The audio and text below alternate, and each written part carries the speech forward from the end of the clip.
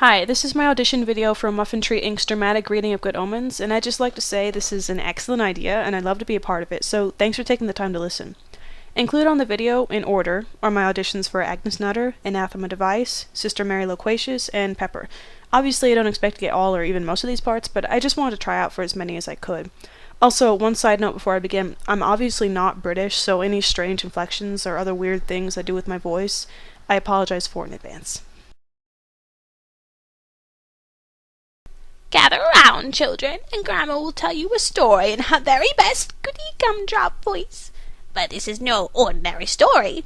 This ain't your average everyday big bad wolf fairy tale. No, it's a story about days long past and legends lost to the corridors of time.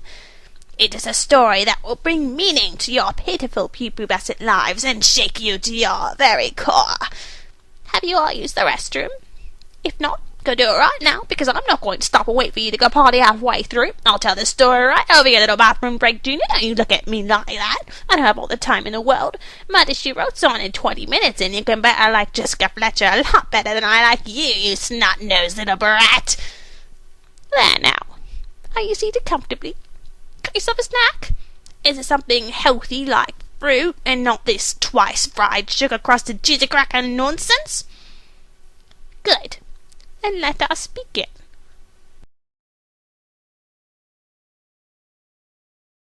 The unicorn lived in a lilac wood, and she lived all alone. She was very old, though she did not know it, and she was no longer the careless colour of sea foam, but rather the colour of snow falling on a moonlit night. But her eyes were still clear and unwearied, and she still moved like a shadow on the sea.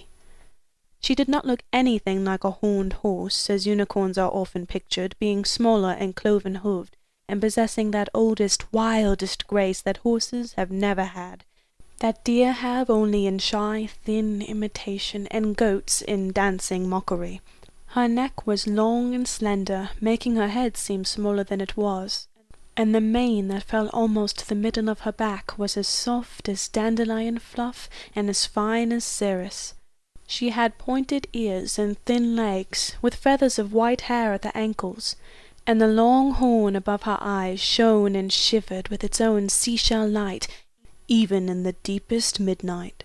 She had killed dragons with it, and healed a king whose poisoned wound would not close, and knocked down ripe chestnuts for bear cubs. The sun was shining on the stage, shining with all his might. He did his very best to make the billows smooth and bright, and this was odd because it was the middle of the night. The moon was shining sulkily because she thought the sun had got no right to be there after the day was done. It's very rude of him, she said, to come and spoil the fun. The sea was wet as wet could be, and the sands were dry as dry. You could not see a cloud because no cloud was in the sky. No birds were flying overhead. There were no birds to fly. The Walrus and the Carpenter were walking close at hand, and they wept like anything to see such quantities of sand. Oh, if this were only cleared away, they said, it would be grand. Oh, oysters, come and walk with us, the Walrus did beseech. A pleasant walk, a pleasant talk along the briny beach. We cannot do with more than 4 to give a hand to each. The Walrus and the Carpenter walked on a mile or so, and then they rested on a rock conveniently low, and all the little oysters stood and waited in a row. The time has come, the Walrus said, to talk of many things, of shoes and ships and sealing wax, of cabbages and kings, and why the sea is boiling hot, and where the pigs have wings. Oh, but wait a bit, the oysters cried, before we have our chat, for some of us are out of breath, and all of us are fat. No hurry, said the Carpenter. They thanked him much for that.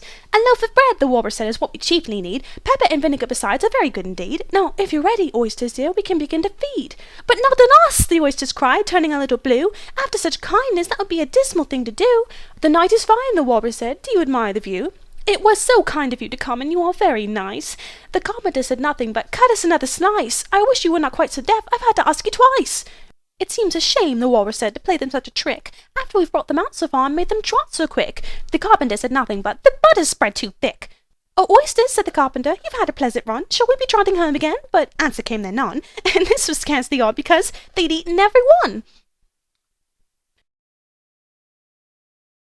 One of the things Full Prefect had always found hardest to understand about humans was their habit of continually stating and repeating the very, very obvious, as in, it's a nice day, or you're very tall, or oh dear, you seem to have fallen down a 30-foot well. Are you all right? At first Ford had formed a theory to account for this strange behaviour. If human beings don't keep exercising their lips, he thought, their mouths probably seize up. After a few months' consideration and observation, he abandoned this theory in favour of a new one. If they don't keep on exercising their lips, he thought, their brains start working. After a while, he abandoned this one as well as being destructively cynical and decided he quite liked human beings after all, but he always remained desperately worried about the terrible number of things they didn't know about.